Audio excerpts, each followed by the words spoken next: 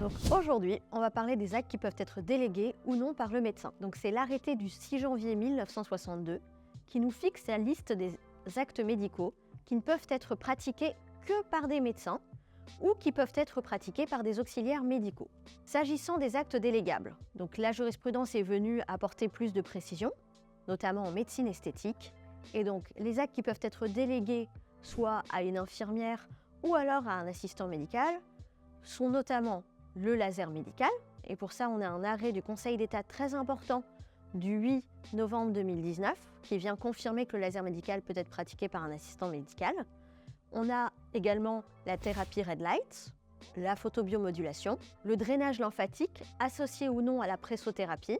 On peut avoir également le body contouring avec le laser ou la radiofréquence qui peut être délégué à un assistant médical.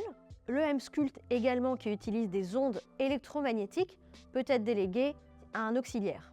L'application de produits cosmétiques bien sûr, l'utilisation d'un appareil de rajeunissement du type Jet Pill peut être délégué à un auxiliaire. Et là, pour ça, on a également un arrêt de la Cour d'appel de Paris très intéressant du 22 juin 2017. En réalité, tous les actes qui peuvent être délégués, ce sont les actes non invasifs, extérieurs à la peau, donc qui ne pénètrent pas la peau.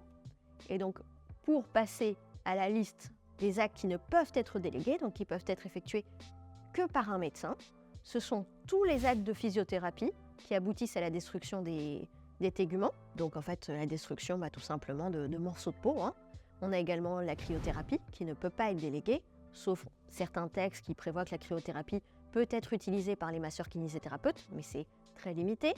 On a également le micro-needling, donc avec le stylo perforant, qui lui ne peut être utilisé que par les médecins. Ça c'est un arrêt tout récent de la Cour de cassation du 31 janvier 2023. On a également les injections dans la peau du patient, celles qu'on connaît toutes. On a toutes les injections bien sûr qu'on connaît de la peau, avec la PRP, le Botox, l'acide hyaluronique.